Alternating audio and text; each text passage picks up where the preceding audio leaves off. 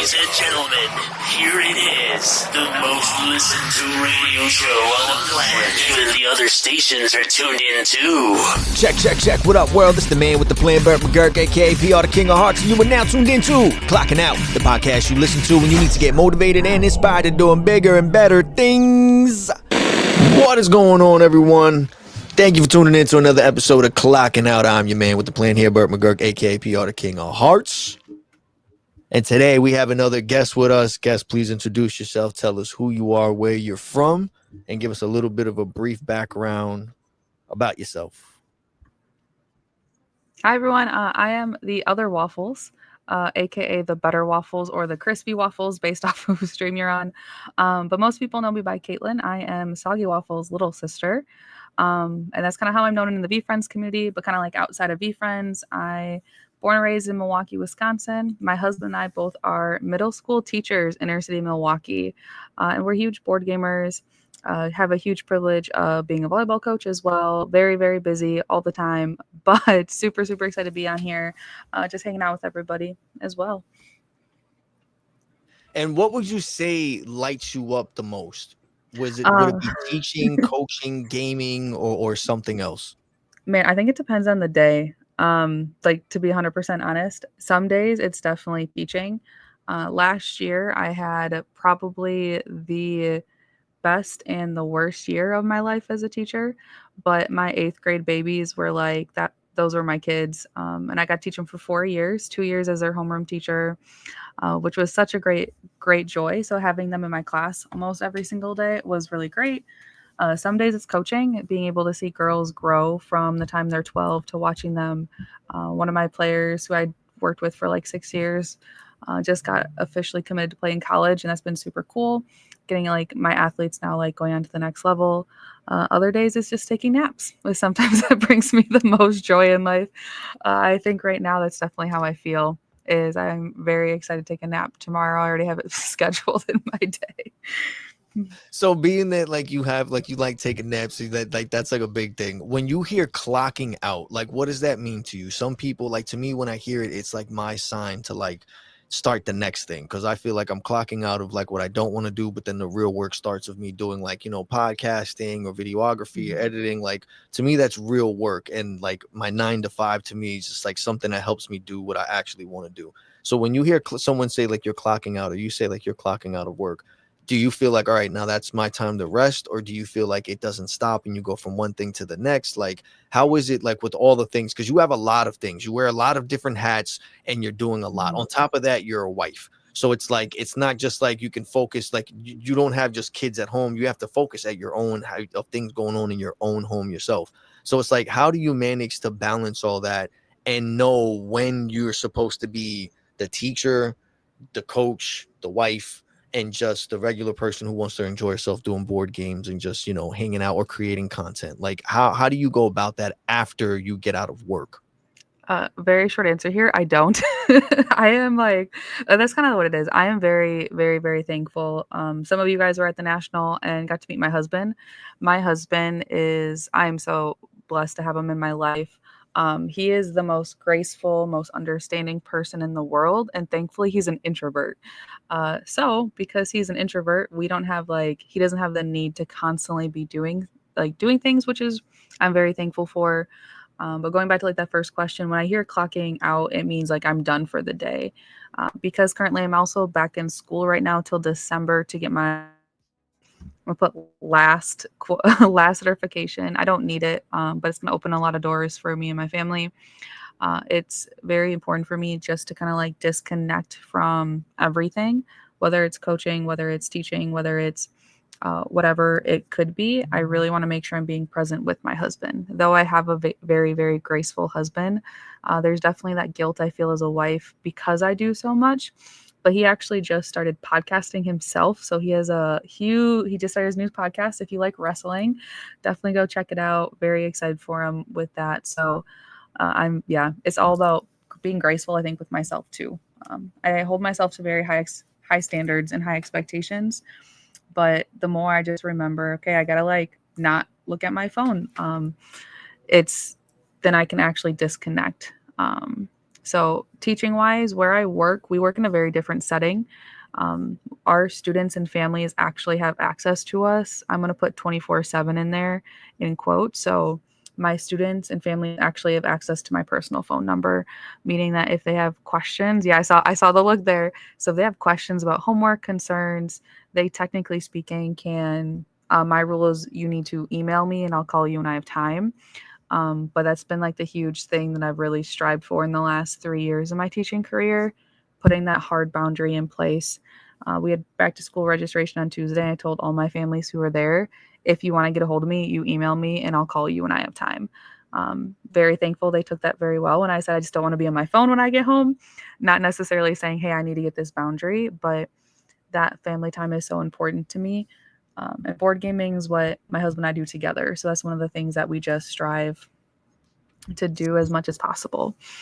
That is just crazy. That first of all, it goes to show that you actually I don't even know how to say it because as I'm talking to you, I'm also looking at the background and everything is so organized and so neat. It's not. Oh my goodness, this is the good. This is a nice quarter. No, you're bugging. Everything looks like it's organized and everything. So like I understand like what you're saying by having everything like in order and everything, and then for you to even go that step further, to even communicate that with the parents or the students or the school or anything. A lot of other people be like, yo, like they're just gonna get it when I don't answer. Like you get what I mean? But you went that way to like to even think about them taking it in the wrong way where you're like, all right, let me explain it to them and break it down to them. Like, just in case we're going to do it this way. It's not that I'm ignoring you, whatever. And another thing that I just think is weird is I've never been into wrestling, never. Up until recently, for whatever reason, I got stuck and I've been so glued to it for whatever reason now. It's on Netflix.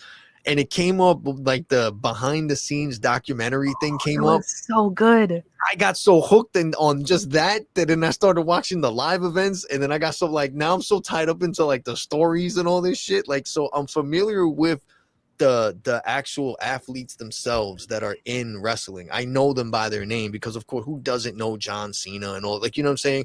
But it's like I've never been a fan of it where I've watched it and I know like the stories behind everyone. I know who they are. I know some of them done movies or shows and so on and so forth. But that stupid Netflix thing just got me one day and I started watching one after another so now I'm so invested in their stories that I'm like, oh, so now that you're mentioning that, I'm like really intrigued. So I definitely got to get into that. I definitely got to get them on here also myself to ask a few questions. I think that'll be dope. But the coolest thing with me with that Netflix show is my husband and I, he's a huge EO Sky fan. But I like Bianca Belair, and there was a moment where, which I think is like it was very cool for me to see. And like coming into this school year, we actually start school next Wednesday is our first day of school already too. But Rhea Ripley has really bad anxiety and someone who gets panic attacks on a very regular basis. She said something that really caught my attention during it when she was wrestling with like it was her, Io, and Bianca all together at like like a huge match at WrestleMania, and she came into that match and she wasn't nervous, and she's like, because the people I'm in the ring with will like make me feel safe. And it's just like that was huge for me. And coming into the school year too, my new principal is my old principal from my old school, and I even told him this last week, and I was like, I'm just so excited to be at a place where I feel safe as a teacher, that I know if something happens, like he has my back. We went through the ringer. He was my principal my first year teaching. So like he saw the worst sides of me as a teacher. So it's cool having that full circle moment. But like that safety is so huge. I think even like with who we surround ourselves with too in this world we live in. Yeah, that's a big thing. I feel like when it's like the whole thing about finding your tribe and everything, and that's what I really like about the VeeFriends community. I feel like there's so many people. I don't know how to explain it. It gives like a very nostalgic feeling, like from the collecting thing to hanging out with people. It literally, and I don't mean it in a bad way. Like when I went to VCon or any like meetups over here in the city, it felt like I was back in high school. It felt like I was chilling with people in the cafeteria and people were just talking and catching up. How you doing? Where you been? Blah, blah, blah. Like, but I felt comfortable. It's like you said, you feel safe. Like you feel like you're around people who understand. Like you feel like you start overthinking or you're looking or you're over analyzing stuff. And there's always that one person that's like, yo, you're all right. Cause like they catch on to it because they know like, and it like you, if it was any other situation, you'd feel like you'd be like someone's like judging you or something. But in those situations with the VeeFriends community, whether it's online, whether it's live, whether it's events and everything like that, you feel like you're around people who actually get it. So you feel more comfortable talking about the things you care about or have a passion for, or you feel like you have someone who understands where you're coming from and why you're so like obsessed or so into certain things. And you don't feel like you just feel like you're around people who actually get the why of what you're doing. Whether it's because it's like it's like I being a coach or a teacher blows my mind at times, because I look at it like I already have kids. Like why? Like the response, like it's not easy. So the responsibility of dealing with kids, and then what's hard is like when you have kids, you know they're gonna grow up and they're gonna get older. When you're a teacher or a coach, you're getting the same age over and over and over. So it's like they don't grow up. They don't. So it's like you're dealing with the same thing repetitively. So it's like it's a lot. And at the end of the day, you're responsible for someone else's kids. You're not only just for keeping them safe and everything, but you're also leading by example every day. So there's like a lot of things to take into play with that. So to balance that, and then to, like you said, you have to balance everything else that you're trying to do, because you're a regular human being. You have passions, you have things that you want to do, and even if you don't have anything like that that's on a to-do list, you still want time to relax and still want time to enjoy your life, you know.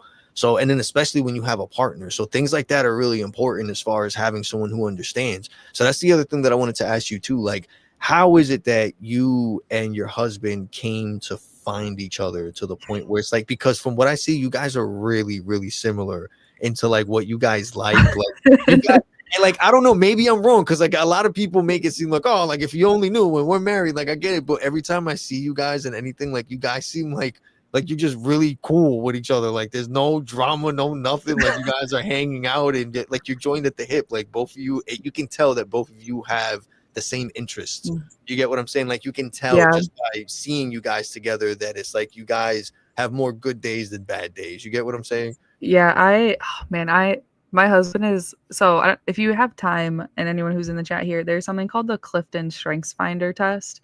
It is the coolest test in the world. It's like one of those personality tests that people take, and throughout that, there's like 34 like different gifts and abilities um, that I would say like that God has given each and every single one of us. Some of us are more have this ability more than other people, and I kind of use the word ability loosely here.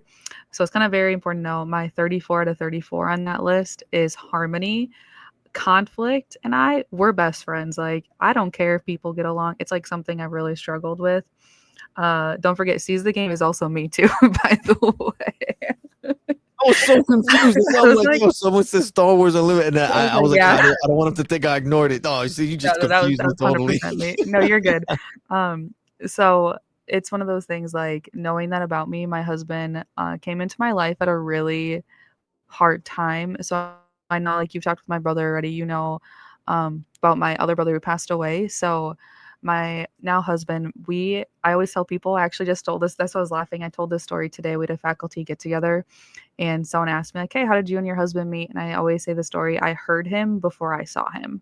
So he is an introvert who is very, very loud. Some people who were on community night the other night heard his laugh for the first time, and it is life changing. It's the best thing ever. I love it. It's so obnoxious. It's so loud. The students at our school, they want to hear it. It just brings everyone so much joy. And two people I went to college with were like, hey, you got to meet this guy. And I was like, what's the big deal? Like, who is this person? They're like, no, he's super cool, super chill. Like, you got to meet him. You got to meet him. And then someone else who the athletic director of our school at the time was like, hey, you're super cool. You got to come hang out with our friend group. I know you know these other two people already. You got to meet the other person in our group. And I was like, why does everyone keep telling me I need to meet this guy? Like, why is everyone making a huge deal about it?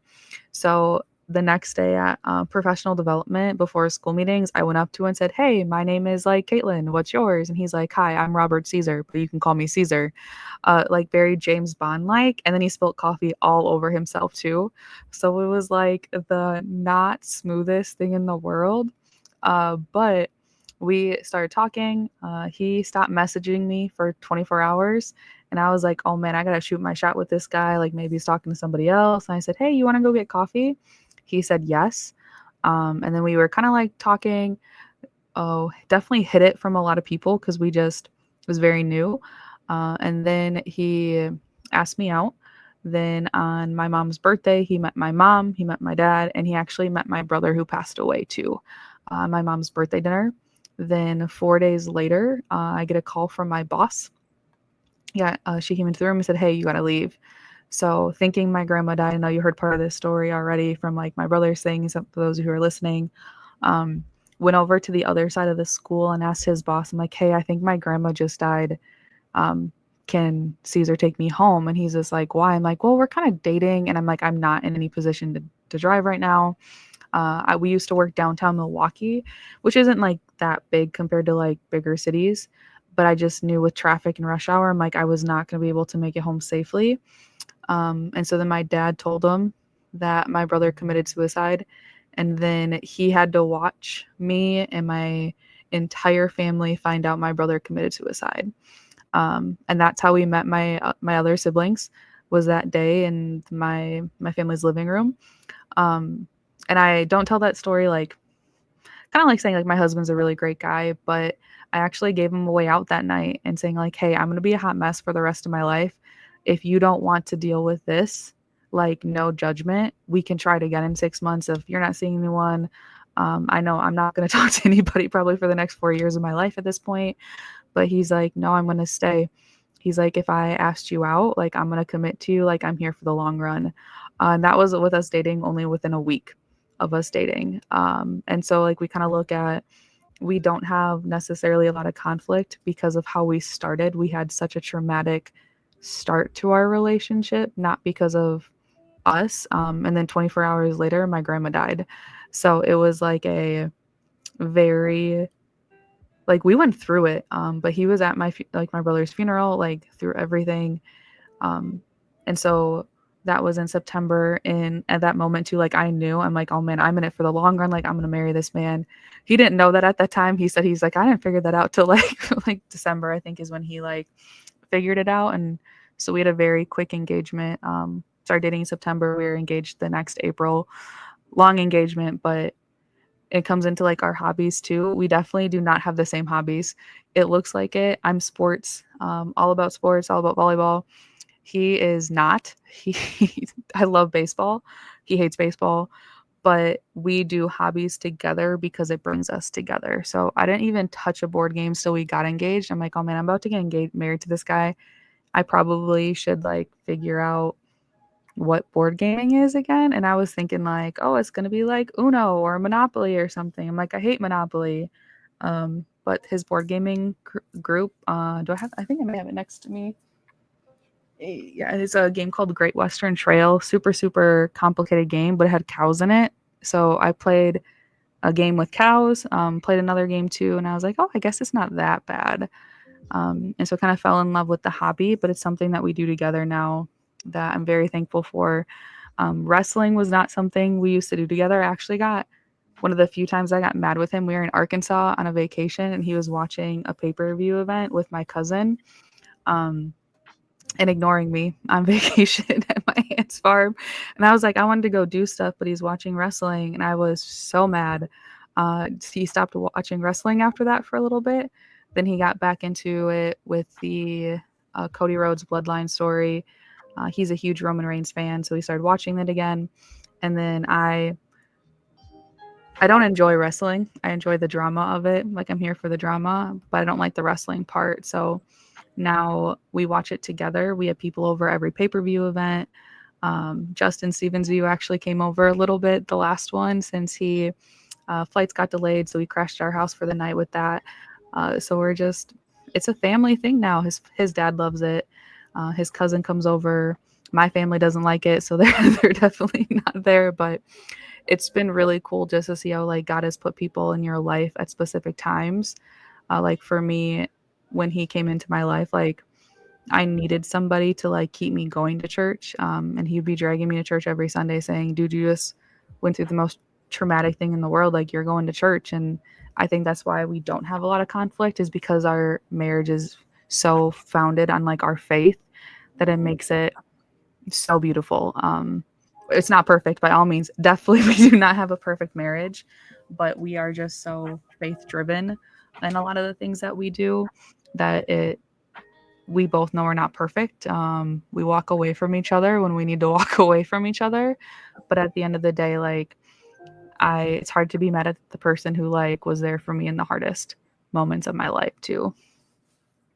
That is, it's a lot. That is a lot of stuff, like you mentioned, for someone, especially in a short time, to getting to know you, to start talking to you, and then and all that happening at once, and for them to say that regardless of all that, they're staying there, they're going through it, and then for you guys to have all of that under your belt and all of that, like, not just time, but it's like it's almost like time condensed itself in such a short, you know what I mean, like you guys Yeah. experienced so much together that like it literally, it showed you guys, you and him both, like him how much he cared and loved for you, and then you how much you cared and appreciated him, and like you guys ended up where you are now and you're together, and it's I like hearing stuff like that because it's like it's very, it gives a lot of hope to things that you don't hear a lot of stories like that. You know what I mean? A lot of people, especially nowadays, it's kind of hard to have relationships where you feel like you actually have someone you can be yourself with,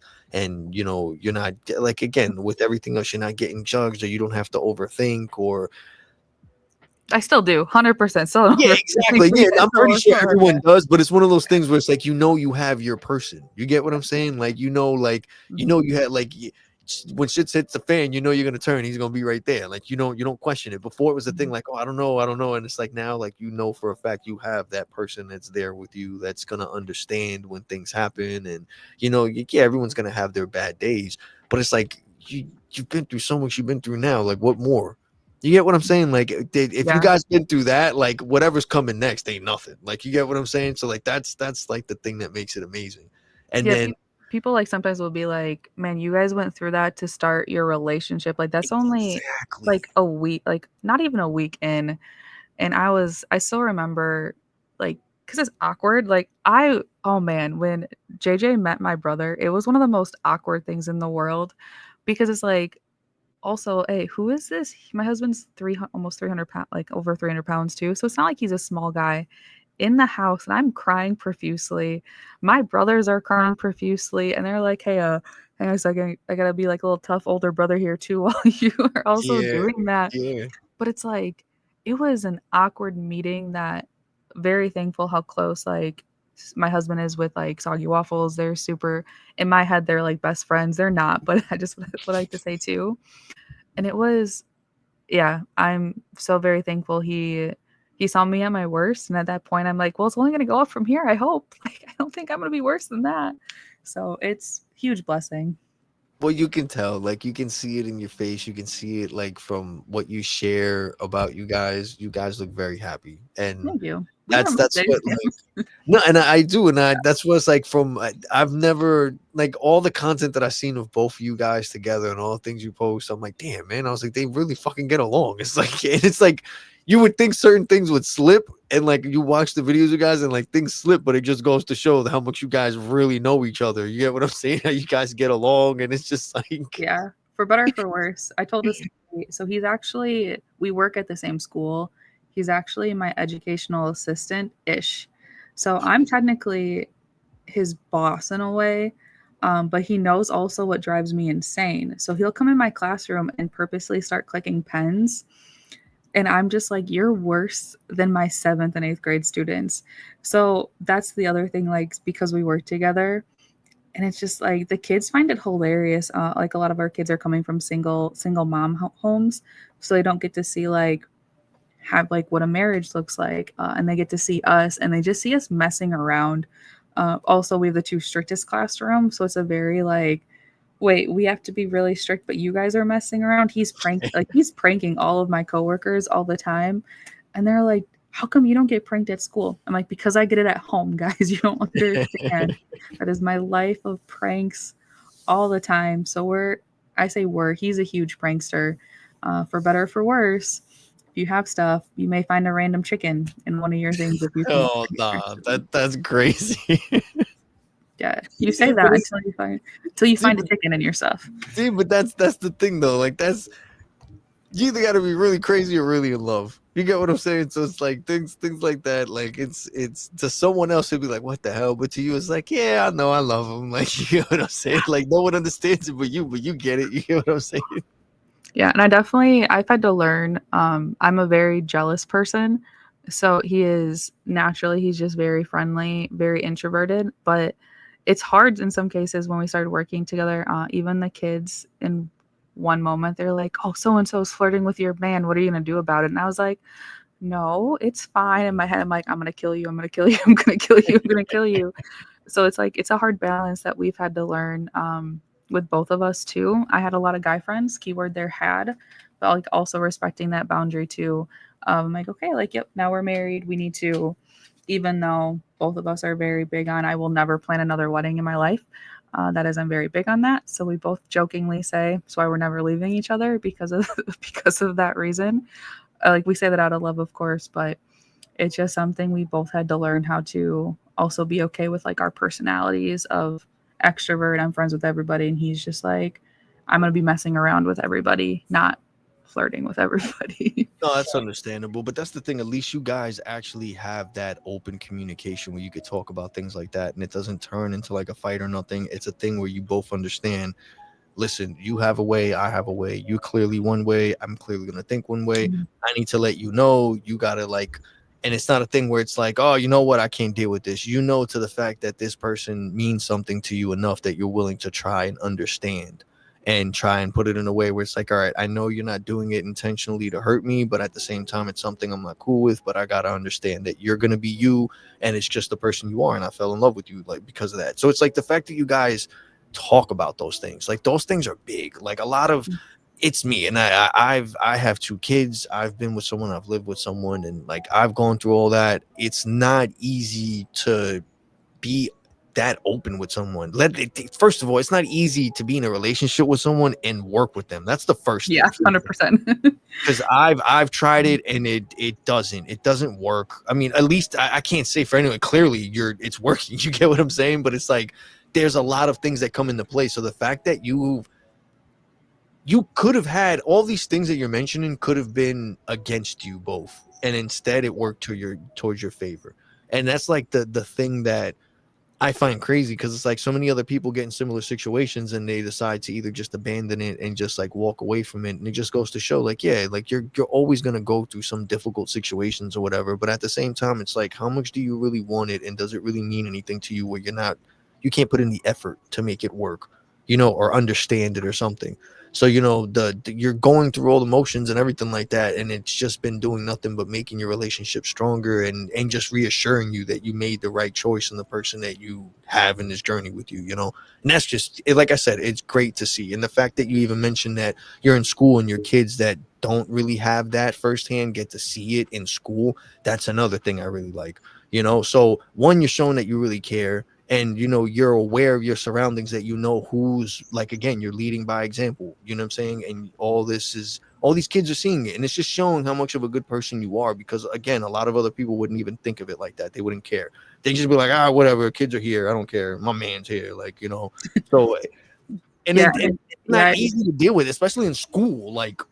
dude, middle schoolers are the worst too. I love middle Exactly. schoolers, but if you have, like, I don't remember how old your kids are, but I think they're getting almost to like that middle school age. My daughter's getting there next year, Oh man, dude, it's the worst. or this year, coming up actually in September. She's starting middle school. It's scaring me, honestly. Dude, I love middle schoolers. But I wore a shirt today that says, like, "Be the change in the world that you want to be."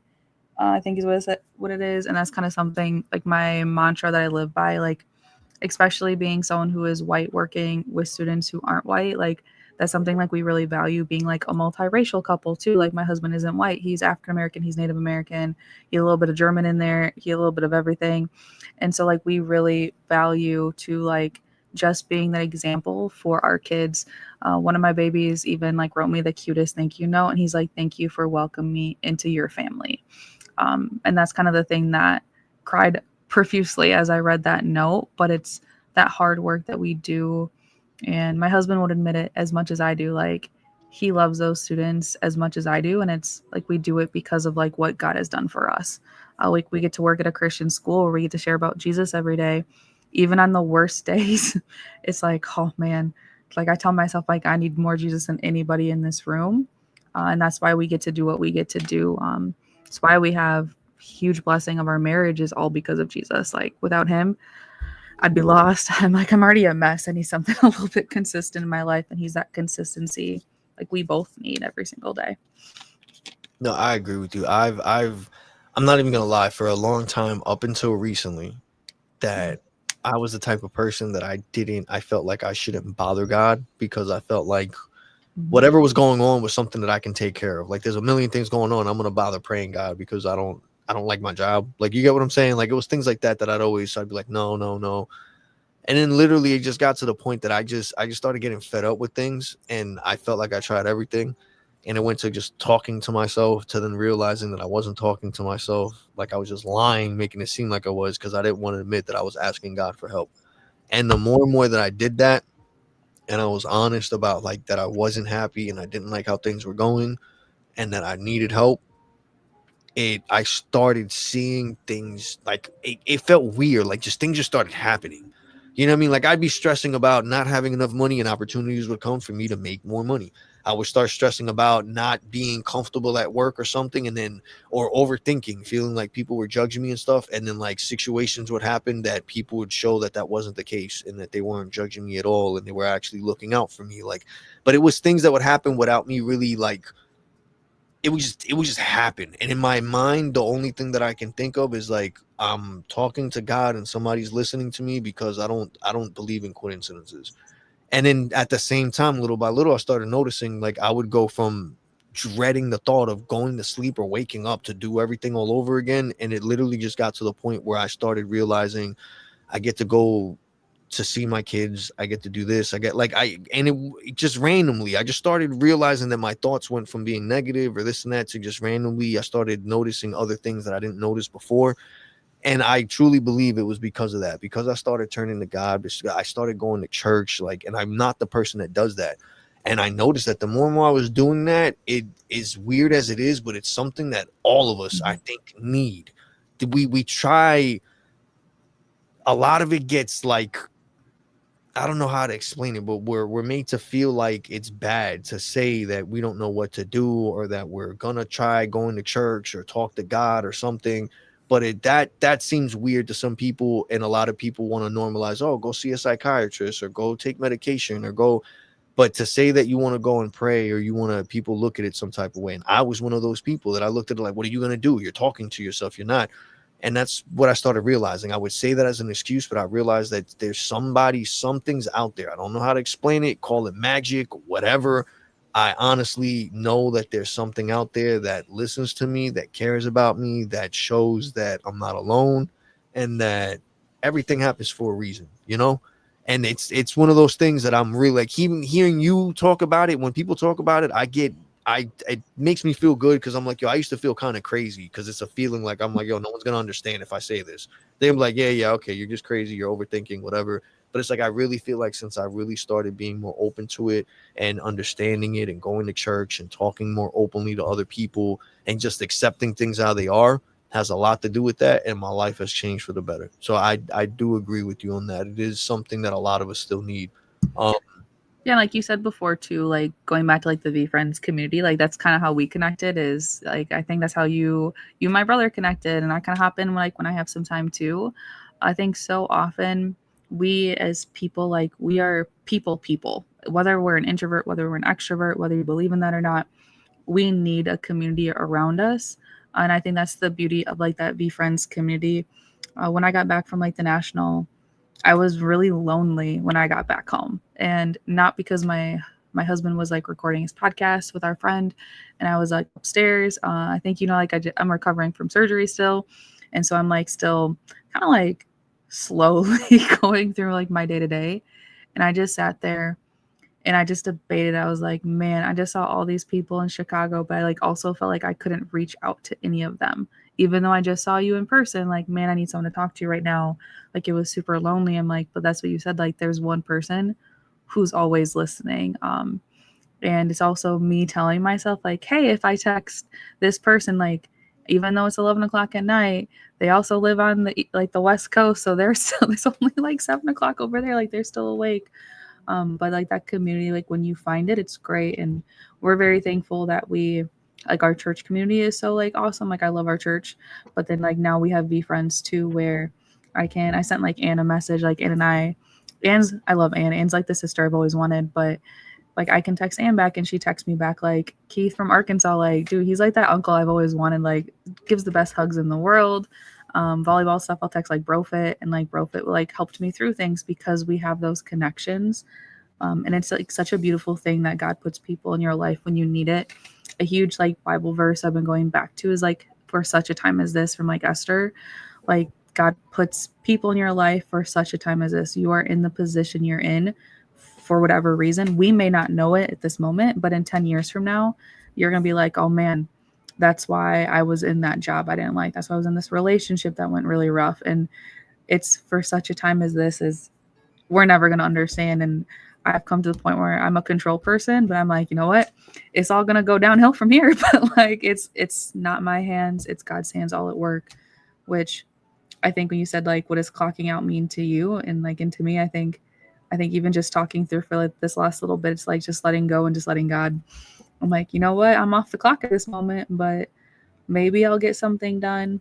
And I'm going to just go to bed knowing that God's still working when I get to go take a nap. So, which is really great. No, I agree with you. That's the thing with the VeeFriend stuff. I've gotten to come with like people like your brother, people like Brofit, people like everyone that you mentioned, people like yourself. And I used to be the type of person, that I would believe like it was a sign of weakness to open up and go talk to other people and all that. And it's like the older I get, the more I realize that that's just dumb. Like it's just a thing that gets planted in your head somehow, that you grow up thinking. And all these people in the community, it's like you said, like all of us go through something, but all of us need that person, and all of us are there for each other. Like all of us show like, listen, we get it, we understand, we'll talk and all that. And it's like you said, like you hit up Anne and Anne will answer you, or you have Brofit, or you have like, that is like a thing you found on the internet that's just out there. I was the type of person that didn't even believe that existed, that it only things like such like the church existed, that you had to go to a church, you had to go. And that's what's weird. It's like you ended up finding another church that wasn't a church. You get what I'm saying? Like you ended up finding another group of people that had like the same belief, or that have the same like, yo, let's like stay focused on this, let's be positive, and like no negativity on nothing. And like, and it's just weird that it just so happened that there's that many people that can see things the same way you do. When I looked at it like, yo, there's no one that's going to understand. I can't find anyone that's going to relate or that's going to get. And it's out there. And that the main thing is that you have to put yourself out there. If you didn't put yourself out there, you wouldn't have met these people. You would have been comfortable enough to even give your number or be able to communicate with Anne or any of like, you get what I'm saying? So it's like, it just goes to show that when you find these people and you start making these connections and you go to groups, it goes to show that it does mean something. You know what I mean? Like you said, you go to the church and you're grateful for it, and the people and the communities that are there in that church. But then you found another community out of the church and the VeeFriends and so it's like, it goes to show that if you just, it doesn't need to be one place. You could find it online. You could find it at your job. You could find, and it's me too. I found that with my job. I found there's a group of people that they're so kind and they're caring and they believe in church also. And they're like, so it's like you start without you even trying. Like you said, you let go and you end up being where you're supposed to be. You get what I mean? Like it's little things like that I've noticed. And that's like, with you, it's like even everything that you're saying, and it's just weird. And it's like, well, when I talk to your brother also, and your brother's story and everything, like it's just crazy how all these people have all these different stories of going through all these crazy things, and they could have been excuses for them to just close themselves off, not reach out to no one, not show who they are, not open up, and not like, you know what I'm saying? Like you guys could have like took anything in a negative way, but instead, like you're making content, you're putting yourself out there more. Like I've known people that experience similar situations such as you and your brother, and like they close themselves off, and it's hard to get them to like open up again. And it's like you guys found that light and you guys have that hope. And it's like, that's what I'm trying to hope that other people get from things like this. Like, yes, we all go through a lot of things, but at the same time, there is a way to find someone who's going to understand and relate that you can have, that's going to help you through it, you know? Yeah. And it was, man, It warms my heart. Like, I don't tell my students like how my brother passed away. I'm very big on that. They know that my brother passed away, and they know that my grandma passed away 24 hours later. They've asked, and I said, ask me when you turn 18, like come back and visit me. Keeping like that boundary still in place, because I know like definitely like mental health is something I'm very passionate about. My this teaching is actually my second career. My degree is in social work, actually, not education. My master's is in education. Um, but one of my students lost her dad to start the year, and she at the end of the year, she's crying on the last day of school, and this kid, like, she calls me Miss Skippity Toilet, like that's her nickname for me, and I'm like, man, why are you crying? Like, what is going on? I still haven't even watched the video. I never will watch it. It's just like a running joke her and I have now. But she's like, man, you helped me be able to learn like how to cope with my dad's death. Like, and this is a seventh grader, and I'm like, I thankfully, like, my dad's great. Like, my dad's one of my best friends. Like, I still have my dad. I can call him up right now, and I guarantee he'll be at my house in 15 minutes. Something's happening, and like like it goes back to like if we give ourselves a chance to open up. And now I'm a very open person. You ask my husband, he will not tell the students a single thing about him, because that's like him. But they see that and think like culturally too, especially with him being like an African American male in the building, like they see him how to, this is what being a male looks like. This is how we should carry ourselves. When we get angry, we're not yelling, we're not getting frustrated, we're not doing these things. So they get to see both ends of the spectrum. Um, but like I'm not perfect, and I definitely still push people away, and it's very difficult. Like I get into really deep places and dark places with my depression. Like I know I did not realize, and something I think after my brother's death, both JJ and I realized how bad we both have depression. And it was something that we never really necessarily had a big conversation about, but it's kind of like, you know, type of thing. Like we both know that now about each other, and I can text him and being like, hey, I'm not in a good place. I did that last year, and he sent something out on like X, and like I got bombarded with people on in the VeeFriends community. But this is actually like our second online community that my husband and I have been a part of. So it's cool that we've already been through this, where we've got to meet people through online board. For us, it was board gaming, to then meeting them in person. And like that's the cool thing for me. Except I don't tell students, like I say, hey, don't meet anybody you meet online in person. I make that a very hard line. I'm like, it's not safe, it's not safe. And then here I am going to Chicago to meet people at the National. But if you're watching, still don't meet people you meet online. But it is something that, like, it just always goes back to show you, like, I think we also only show each other like the good sides. I show people my good sides very often. I do have a very deep and dark like past I don't like to talk about when it comes to like my own mental health, but I think it comes down to your friends who are willing to pull you out of that dark place of the having people who you're also, like you said, willing to open up to, who know you when you get into that place. My husband brought me ice cream tonight, so I'm really excited for that. But he did that because he also knows that like I wasn't mentally in a good place to start this week. So he's like, okay, buying you ice cream after he went to go see the Marvel movie with his dad. So like he went to go see that today. But it's also like having someone, like having a person who I'll tell him like, hey, I need 10 minutes. And then those 10 minutes, he's like, okay, let's talk about it. He's like, you never stop talking. So let's make sure we talk this through before you get into that place. And my best friend lives in Arkansas, and she does the same thing, where I can be like, hey, I'm not in a good place. And she's like, all right, she's a teacher too. She's like, I'll call you at the end of my workday today. So I think it's important to have that person, at least just one. You don't need 20. It's just like having one person who you can have like that phrase with, to bring you out of the depths of darkness when you get to that point. Because it's going to happen. It's a part of life. So how are we going to help ourselves grow so that dark moment is only a sliver versus like a full week? No, you're 100% right. I feel like when people don't, that's why I get big on it, with that I feel it's like a stigma where people could talk about their feelings or be vulnerable or whatever, especially guys. When it comes to guys, Yeah, my husband does not tell me how he's feeling whatsoever. I ask him. Exactly. And I'm going to tell you why. Guys were never like that when we were younger. And I strongly feel this. I believe that every guy was willing to open up and everything but there was one person at one point in our life that we did it, and it was the wrong Yeah. person, and they threw it in our face, or they used it against us, or they brought it up anytime as a thing. Like, and as a guy, the number one thing a guy hates is when he feels like he's not a man, that he's not strong, that you don't feel protected, you don't feel we feel vulnerable. Like, you look at us like we can't you can't depend on us. You can't, like, and when it comes to feelings, that's like a big thing. Growing up, especially, like, it's hard for a guy to know how to balance his feelings or how to express themselves without it coming out as like a sign of weakness or a sign of like desperate or like whatever it is. So like when you get older, it's one of the two things. You're either very emotional or you're just closed off and you don't tell nobody nothing.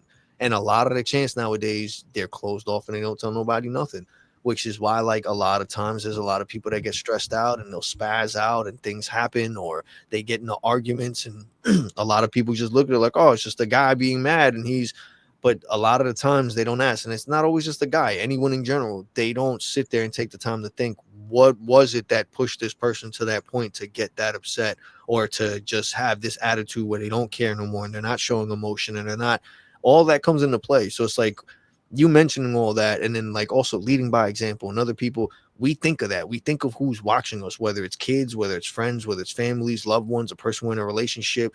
We overthink and overanalyze everything because, again, we don't want it to be used against us or made it seem like it's a sign of weakness, like we're not good enough or you can't depend on us.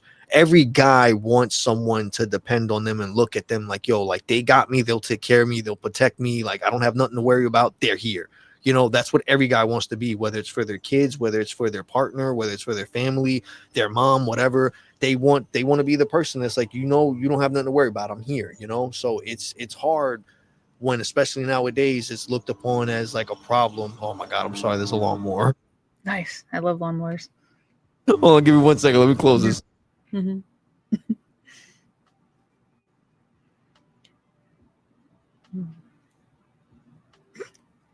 Yeah, sorry about that, but anyway, so that's the thing, like, the fact that you're talking about that, like, it means a lot to me, because I, like, lately I feel like those are a lot of things that I've thought about also, and like that I've noticed, not just in general from around me and like the friends that I have and stuff, but just me in general. Like, I look at it like, oh, you always have when someone's talking to you about something that you've been through yourself, you have the answers for it. You always got, like, you just got to do this and this, but then when you look at it, it's like, you idiot, that you're going through the same thing. Why don't you take your own advice? You get what I'm saying? Yep, all the time, all the time. So it's like you get stuck in that situation where you're like, yo, like, I notice this person's going through it, but then you get to that moment, it's like, yo, that I'm going through the same thing. Like, it's like, why don't I do what I'm telling them? Why don't I cut myself off? Why don't I put boundaries? Why don't I give myself a few, like, and you don't think about it. You just feel like, oh, it's not going to work because it's me, but it'll work for the next person. And it's things like that suck, that you don't notice it until you have that other person that sits there and tells you, like, look, I understand, I know, I'm watching you, you got to relax. And they're telling you something you already know, but you got to hear it from, like, again, that person that understands, and that's gonna, because you can't be like that with everybody. So it's a big thing. The fact that you found someone, the fact that you have a friend like that, or the fact that you have a partner in your life that's like that, that understands even a small portion of it, to be like, all right, I'll give you your time and we'll talk about it later. There's a lot of people like, all right, you're mad, I didn't do nothing, so figure it out and don't take it out on me, because you know what I'm saying? Like, not everyone's that patient where they're like, all right, you got a problem? Okay, let's figure it out. What's going on? Let's talk. Like, Yeah, and I am I am the emotional one, like you said too, like my husband, we've talked about it. We've gotten into arguments about it. One of the few things we find, like, dude, asking you, how are you feeling? And he's just like, don't worry about it. Like, it's fine. Giving him that space. He actually goes on walks by himself without me. And that is a boundary that, like, was very tough for me as a verbal vomiter. Like, I will just talk about whatever it is. I don't even know what I'm talking about in 10 minutes. But, like, we put that boundary in, like, he put that boundary in place for me, saying, hey, I know you want to, like, go for a walk with us as a family, but I'm saying no, because I need time to, it's like deliberation. His deliberation is really high, so he needs that think time. Versus for me, I'm an idea person. Like, you need an idea, I got you. Like, tell me what it is. Give me 20 minutes and I'm going to come up with like 50 ideas for you to try. So that's been like a hard thing sometimes for me to, like, not talk and, like, shut up and just listen. which, like you said, like I got all these ideas from like my social work side, from my 4 years of training. I had to be a social worker. I'm like, I know all the coping skills. I know all the know how to like all the strategies from like counseling. And I'm like, I think I'm just not gonna talk to anybody today, and that's my solution. Then I'm like, wait, I still remember that one class when we had to role play, when we had to talk about our emotions. But it's made me become a better teacher. So one of the things I do is I do daily check-ins with my students, and a few of the questions is it's very should only take them like 30 seconds. The generic, how are you feeling today? Like a scale of like 1 to 5. And there's what do you want me to know before the school day starts? How can I help you be successful? What can I pray for you before? We just added what are you grateful for? And like, is there an adult you want to talk to?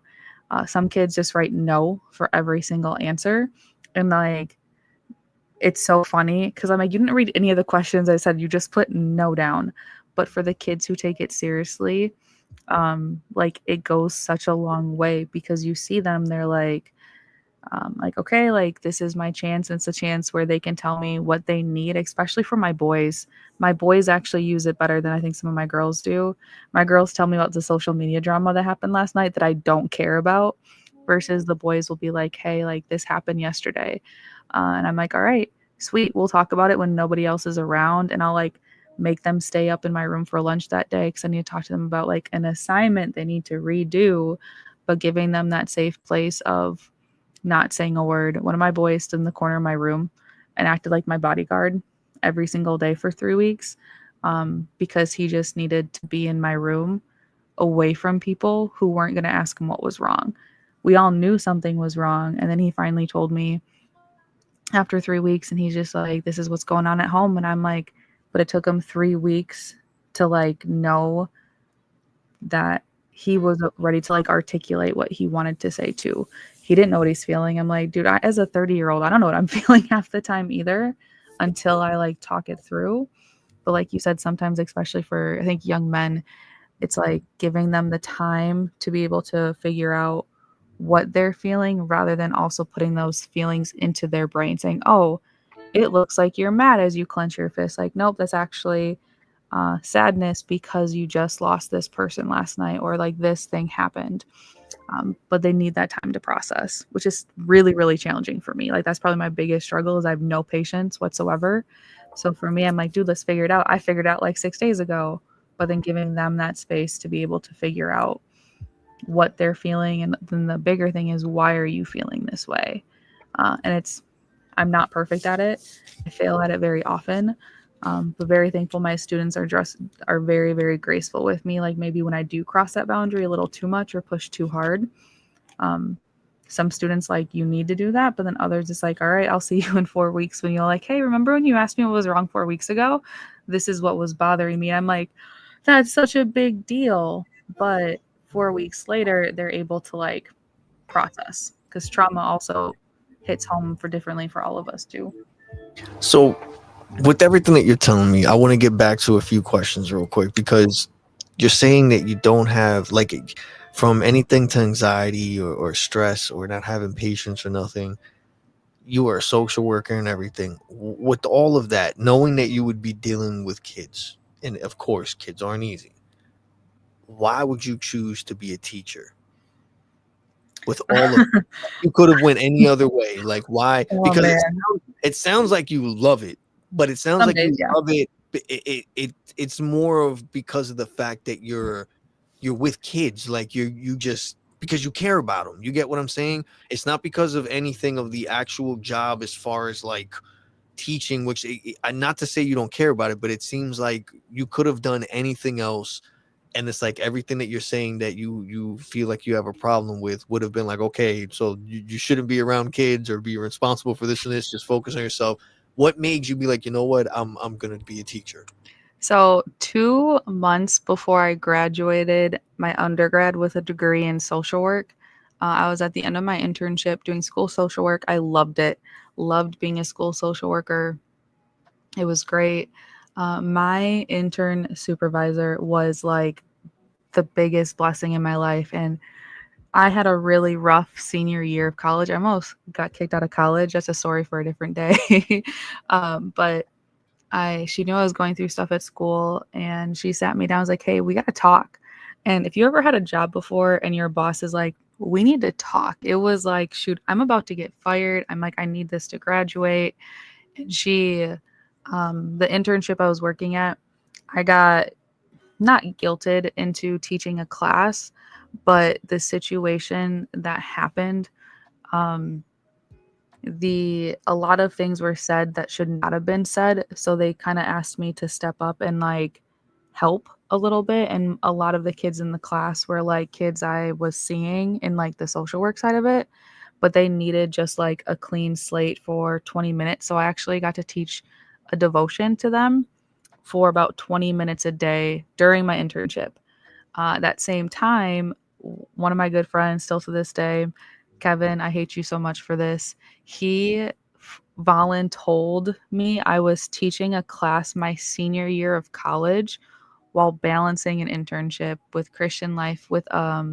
I went to Concordia University in Wisconsin. There's something called Bethesda College. They changed their name. It is a college for students who have different learning disabilities, so like students with autism, Down syndrome, and who have very high learning needs. It's like an opportunity for them to go to college, which is a huge passion of mine. My cousin has a learning disability, so I've always cared about it. And he's like, "Hey, so I signed you up for this. Already told them I talked to you about it. I hope you're gonna enjoy teaching them about Jesus 3 times a week." And I was like, "What?" So here I am, social work while teaching a Christian life class to my students with like Bethesda, get suckered into like helping and teaching at my internship. She's like, "You can go into social work." She's like, "But you're going to get burnt out within the first 2-3 years of your career because you feel so much." Um, like my empathy is very high. So in our house, if I get angry, my husband's also angry. His empathy is really high. So we feel each other's emotions. Um, I tell my volleyball players this, like, if you're angry, I'll be angry with you. I don't know what we angry about, but like I'm gonna go fight for you. I tell my students that too. So she's like, "You're gonna get burnt out." And it was true. Like already I wanted to adopt my kids who had really rough home lives. Like I'm like, I can figure out how to do the paperwork. My classmate, she's going into like foster care and adoption. Like we got someone in foster care and adoption. Like I want to do this, I want to do that. And she's like, "You need to go into teaching." And I looked at her and I said, "No, you're crazy." If you remember, my brother told you, like our grandfather told us not to go into teaching. So at that point I was avoiding it. But I was like, I'm graduating in 2 months. Why do I want to completely switch careers for a career that I actually really love? But trusted my gut. I actually started my master's program in education 3 weeks after I graduated with my undergrad in social work, with a minor in psychology. But it's made me the teacher I am today. But I think you nailed it. Like, I love reading, but I don't teach because I love teaching. I teach for the kids. Like, I love, as much as I say I hate middle schoolers, like, I love middle schoolers so much. They're very misunderstood.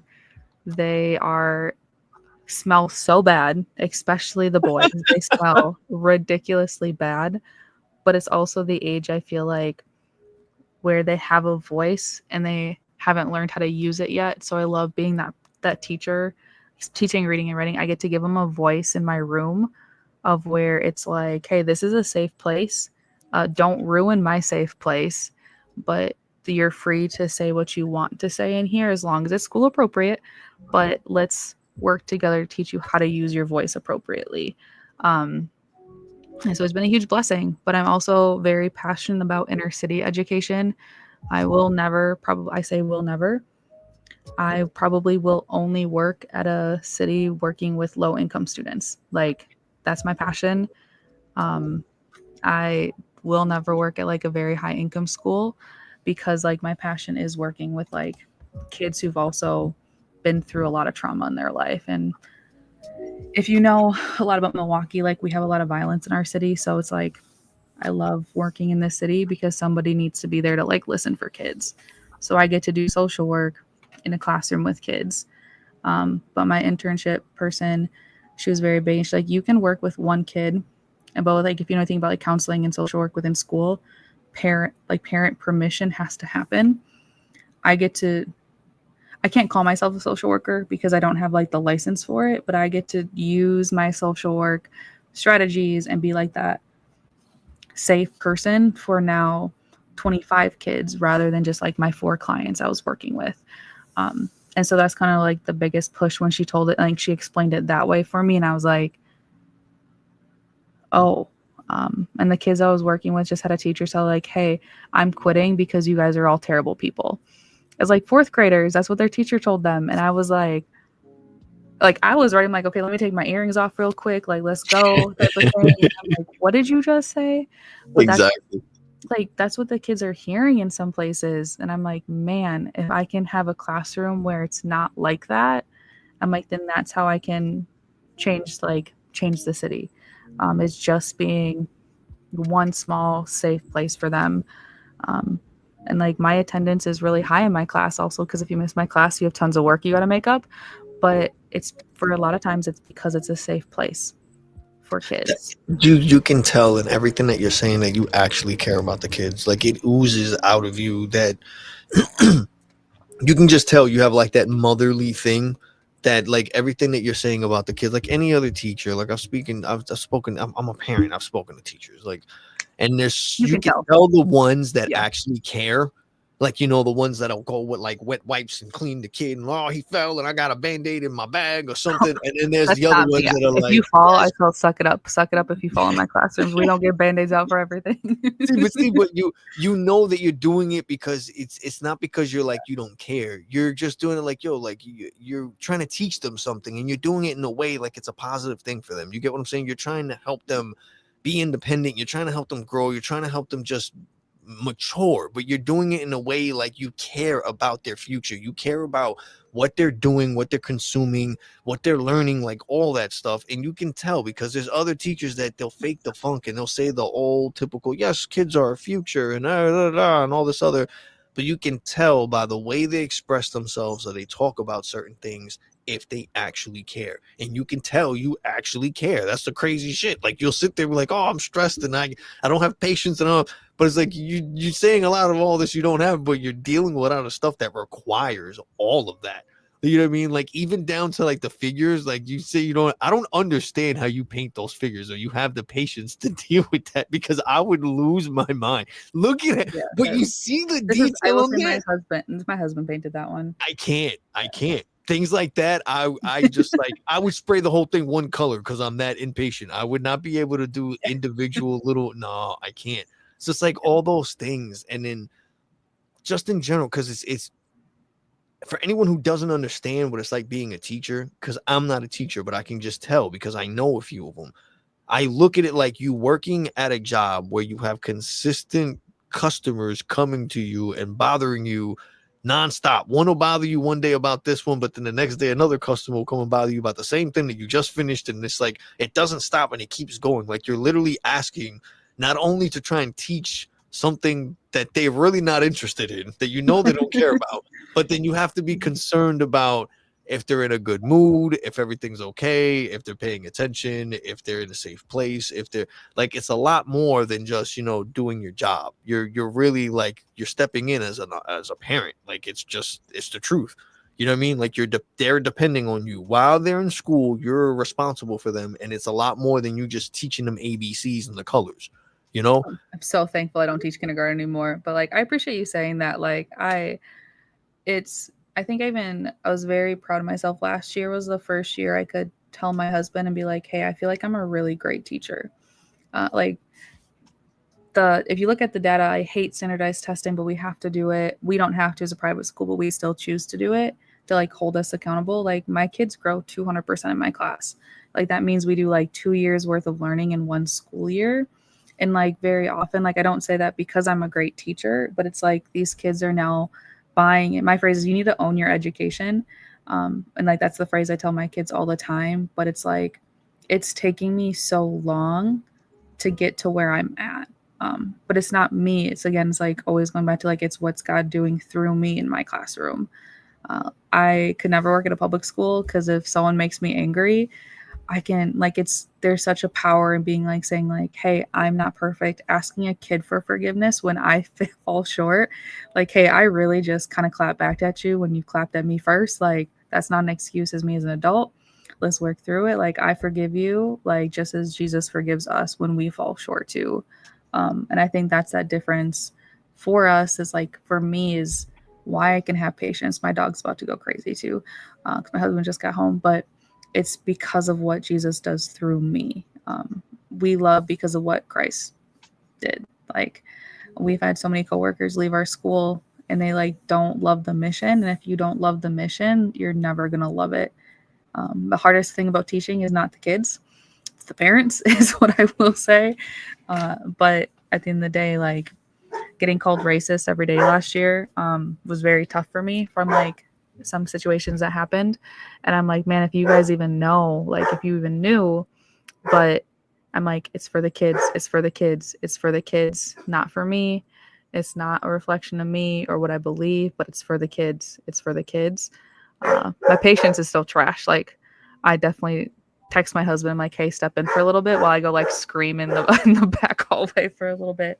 But then they also need to see that though is like, hey, I'll tell them like, I'm really angry right now. So I need to go take 5 minutes because you're going to get a consequence. And I never will give consequences when I'm angry because that consequence is not going to be pretty. You lost recess for the rest of the year. You have silent lunch for the next 3 years. Like, I'm like, I don't care.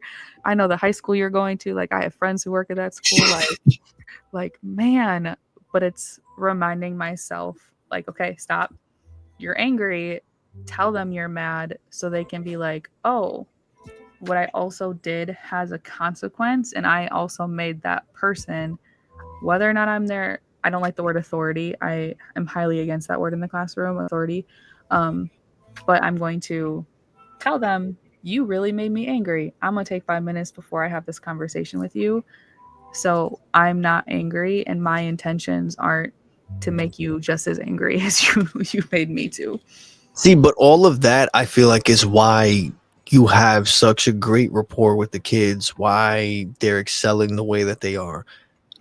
And I'm saying it as a perspective of a kid. Like if I would have had a teacher such as yourself that showed that you care, I would honestly feel a sense of responsibility not to let you down. I would feel like being that you're giving me that safe space and you're listening to me and you're making me feel like I'm actually being seen. I would want to make you proud by passing the test, by doing, the right thing because you're Yeah. doing right by it. You get what I'm saying?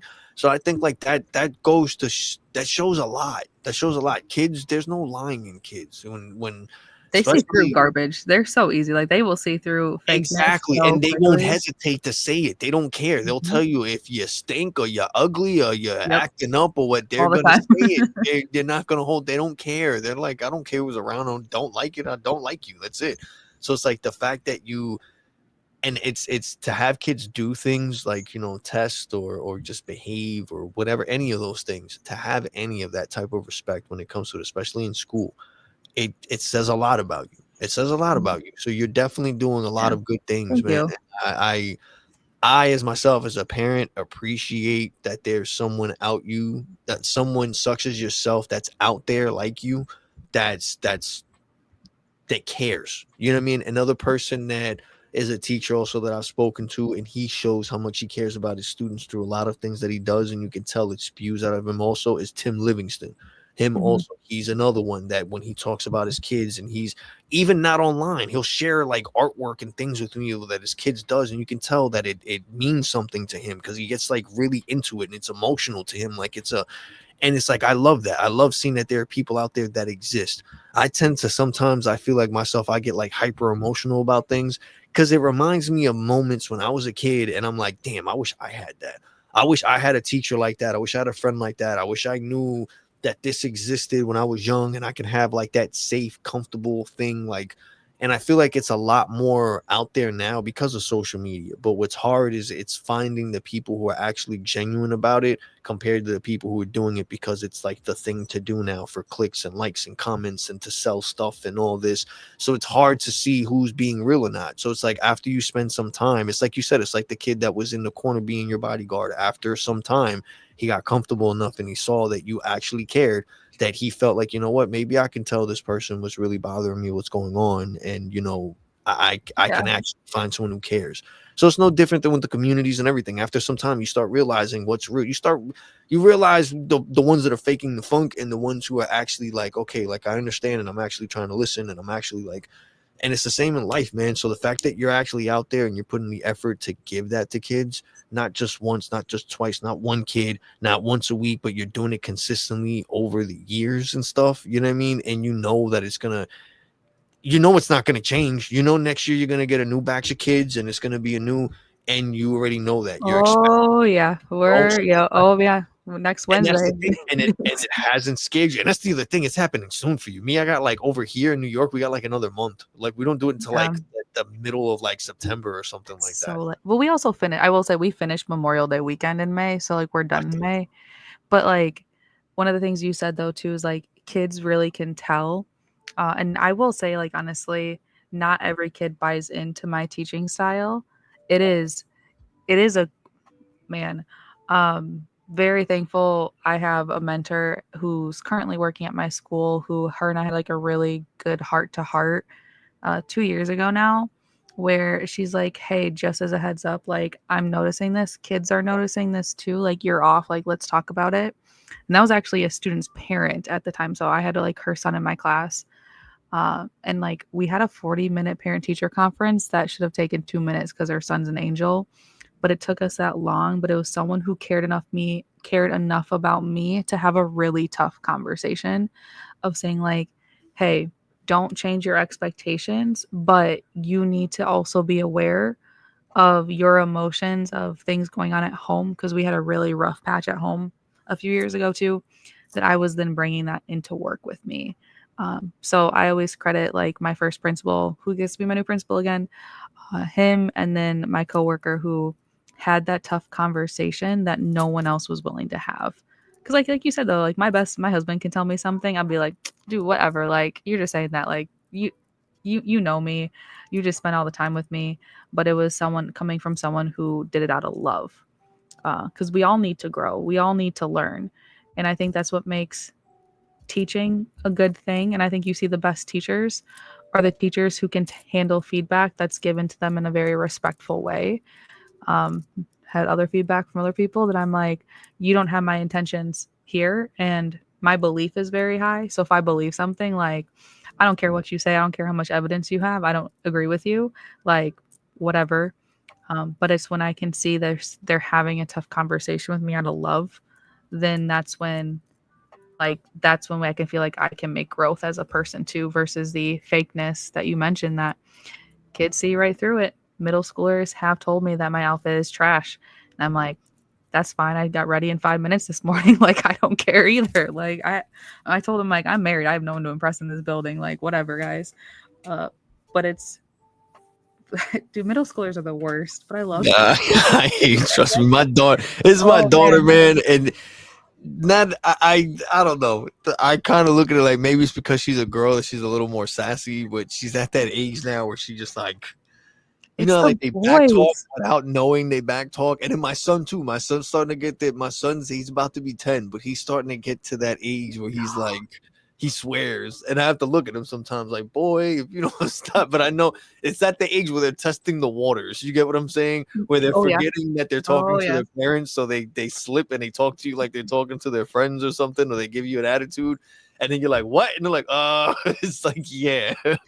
But it was my boys. Like, granted, our eighth grade class last year, man, I get emotional talking about them. I had a group of like 5 boys, and everyone knew them. Like, those were like my students. You didn't, if they got in trouble, like, I was the one first phone call, not to their parents. Like, they're coming in my room, because they knew I'm gonna get them first before like their mom does. But it's like, they were like, hey, Mrs. Caesar, did you sleep well last night? And I was like, why? So your hair. And I was like, what about it? They're like, so maybe you try something different tomorrow. But not the girls. The girls like ignored it. They're like, Miss Caesar doesn't wear makeup, not a big deal. But it was, man, those boys were ruthless with me. Like, I wear Jordans on Fridays to work, and my first day I came to school when my Jordans has a crease in it, they let me know so quickly that I have a shoe that has a crease in it. I was like, guys, these are my bad Jordans. It's raining outside. I don't care. They're like, no, but you can't. Then they gave me like a full list. This is how you uncrease your shoes. And I'm like, guys, I don't care. They're like, give it to me. Like, I got you. And I'm like, no, we wear the same size shoe. I'm never going to get my shoe back either. I'm like, guys, it's fine. See, They're but like, having that, you have that relationship with them, man. You have that, and that's a big thing. I love that. Um, so we've been chatting for like an hour, 15 minutes. I appreciate everyone who stopped by and kicked it with us. We got 26 people that are chilling right now. We got one person that's on Twitch. We got 25 on X.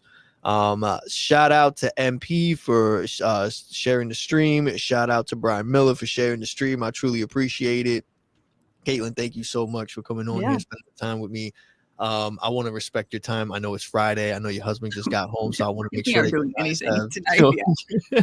Yeah. But before we get out of here, I want to ask you just a few more things. One Yeah. thing is, what is it something that you wish people understood better about you and all the things you do, whether it's being a teacher, being a wife, being a coach, creating content, or when it comes to the relationship you have with your husband and the bond that you guys have and the things that you guys do with each other. Like, he likes wrestling and you're not into it, but you found a way to compromise basically, and you like the drama in it and things like all those little things, or the relationship you have with your students that maybe a lot of people, whether it's parents or just anyone who doesn't know a teacher, would understand that you have, like why you care so much. What is it that you wish, when it comes to all those things, that people understood better about you? I think I'm myself's hardest critic. I did not, I've always known this about myself. I had my biggest struggle last year, I think, where I actually almost quit coaching for a little bit. We won't get into, it's a whole different thing. I'm still like mentally processing, but I feel, since my empathy is so high, like I feel everything. I feel emotions, I feel failures. But even it's like, if one of my students gets in trouble in my coworkers class, like I take responsibility for that. It's not my responsibility, but like internally I'm like, oh man, like what could I have done differently to prepare that student to go in that room?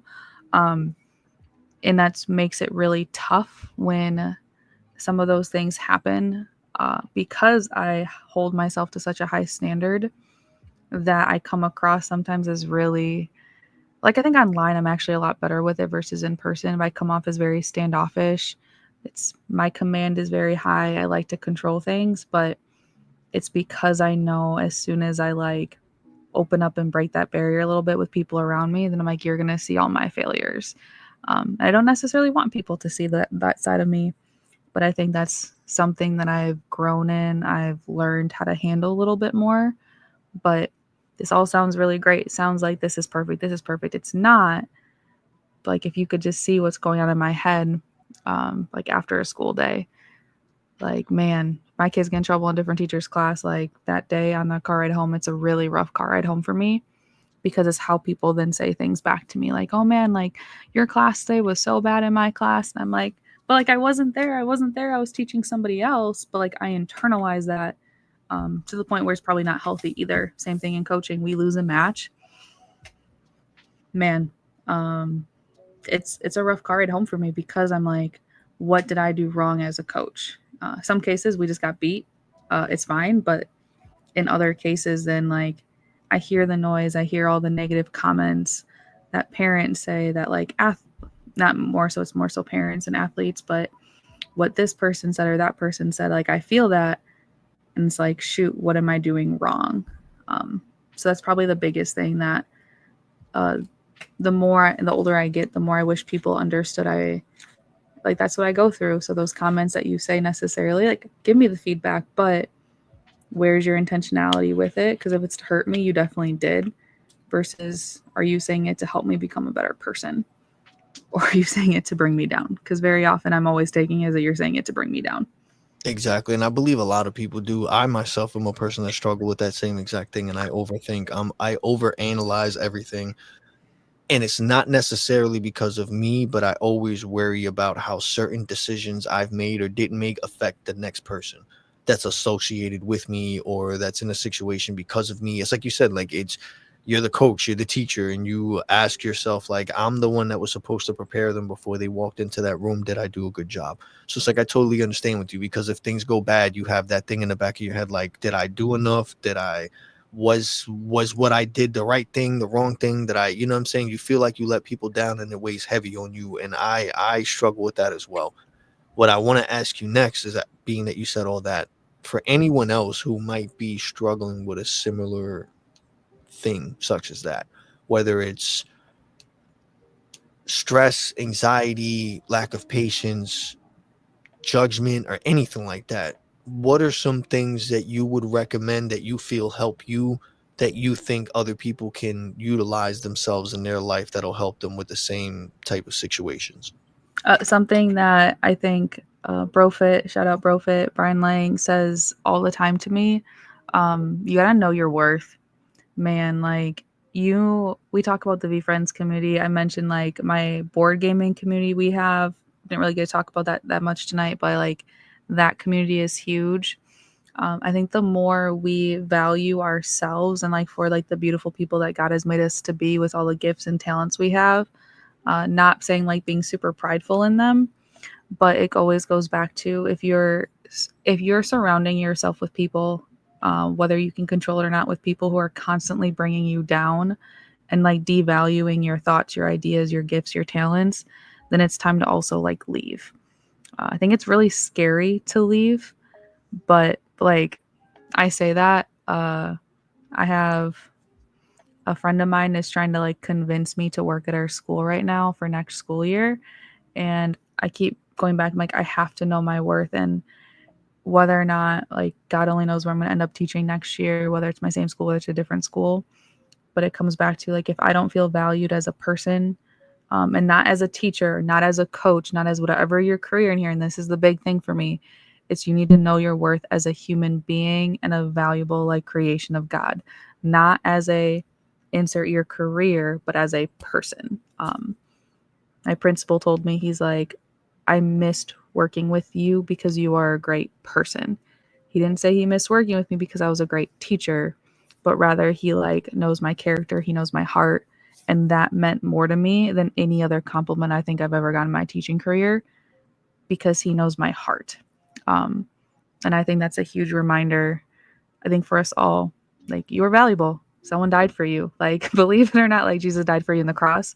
Like, that's, if someone is willing to die for you, then like why are you not willing to like give yourself a chance?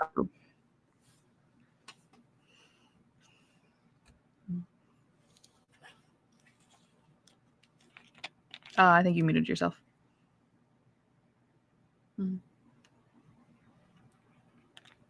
I think you did mute yourself, by the way.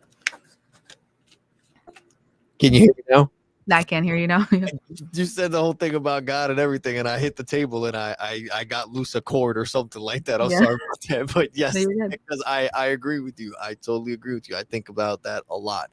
I look at it anytime that I feel like I'm devaluing my worth or myself or what I'm going through in life, and I'm questioning why, again, like why I'm waking up again, why I'm doing, I think of exactly that.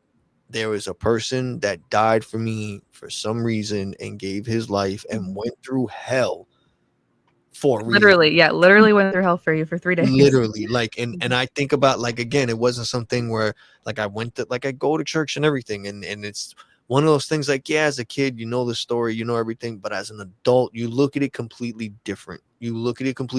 Especially when you've been experiencing things. You look at it in a different light, and it means something totally different, so I completely agree with you. I believe in all of that. I believe that we are here for a reason. I believe everybody has a purpose. I don't believe that not one person, it doesn't matter what it is a worthless soul or nothing. I believe everyone is here, whether it's to do something themselves or to help another person accomplish something else. But at the end of the day, I feel like we all have a purpose. We all have a place. We all have a person that's here for us to help us all through it. I don't believe that none of us are meant to do it alone. And we're not. Like you said, we always have someone that's there for us, that's with us at all times, that believes in us, that's pushing through it for us, even when we don't even see it or expect it. So I do agree with you on that. Um, I do, Kaitlyn, thank you so much for coming on here. I did, like, again, you said we didn't touch on a few things. I hope we can have another conversation again with your husband next time. That would be great also. And we can touch Yeah. about a bunch of stuff. I think that would be great. But I do like the conversation that we have again. You touched on a lot of things that I think I think it's weird because it was a lot of things I was thinking about that I've been going through. So but I liked it. I liked the conversation we had. You touched on a lot of things that I think is important that people can get value from when it comes to just being a good person. And you've shown that through a lot of things, whether it's being a good teacher, being a good wife, being a good friend, being a good community member. At the end of the day, you've been showing that you actually care, not just because you care about what people look at you as a person, but you actually care about the next person, how they feel, and how the things you do or say affects them. And it goes to show that you're just trying to look for the best in people and just help people understand that they have value and that they're someone and that they matter. And I want to say thank you for that, because it's hard to find people like that in this world nowadays. And for you to be openly out there, putting it out there, showing it more and more in the content that you do, it's because it's even your brother. And your brother in the beginning wasn't like that. Your brother's always posting stuff like crazy too now. So it's like you see that you guys are putting yourselves He's a more out there. softie. Let me get it on record. My brother, Soggy Waffles, is a big softie at heart. Don't He's let the him fool man, yo. you. He's the man. I love your brother, man. And Yeah. and it's just from seeing that, from seeing you and how you guys are just more, you guys are more active. But what I like about it more is that you're showing more of you. And I feel like that's something that we need to see more of, more people who are just more genuine and more open and just being themselves. So just thank you for that. Thank you for coming on here and sharing a little bit about yourself. I hope we can have you come on again so we can get more into like the whole thing of the board games and a whole bunch of other stuff that I wanted to touch on. But Yeah. thank you for the conversation we had today. It was really great. I really appreciate it. Yeah, thank you. This was fun. I definitely I think we both agree like conversations happen wherever it goes. So I'm definitely always just that reminder, like if you need something, like hit me up, guys. Whether you just need someone to like, hey, can you pray for me? Um, whether you just need someone to listen. I'm usually doing homework, but I can definitely listen as I'm typing a paper too. So it goes for you too. Like if you need something, don't be afraid to reach out. But also don't forget like what you're doing here is gonna make a huge difference. Like you're setting a great example for your kids too of following your passions and putting yourself out there. Like it's not easy doing this, and like you're also doing that same thing as well, so don't sell yourself short either. No, I really appreciate that. Thank you. And again, everyone, make sure that you go and give her a follow. Yeah, I know on X it's the other waffle, and then on Instagram it's what? KC's K Case. yeah, CEASE is my one. It is private because I'm a teacher and I don't want my students ever following me on social media. They don't know I have X, so don't tell any of my kids I'm on Twitter. But and then we do have an Instagram called Seize the Game. And then I do have, we didn't talk about volleyball either, but that's fine with me. I'm on my break from volleyball for the year. Then we do have like a volleyball page, but I'm always here, always available. People need to talk. I have more free time now that I'll be down to one class and not two this year. So So anyone who wants to hit up Kaitlyn, I'll be sure to put all her social media or contact stuff in the description below. Make sure that you go and check her out, show her some love. Everybody who came by and stopped by and kicked it with us in the chat, thank you so much. I truly appreciate it. If you're listening to this after the fact that we are live, thank you so much. Make sure that you like, follow, and subscribe. And everyone, this Friday, and if you were here and you kicked it with us, or you even listened to this after the fact, just comment, just share, just repost. I'll get a notification, and you guys are all qualified to claim this week's POAP. All you have to do is go over to ClockingOut.net and fill out the form to claim. Give us your information of your wallet or your social media, and I'll know where to send the link. Kaitlyn, thank you once again. Have a great night. I hope everyone just enjoy your weekend. Stay safe. Pray to God. And I love y'all. Peace. bye, guys.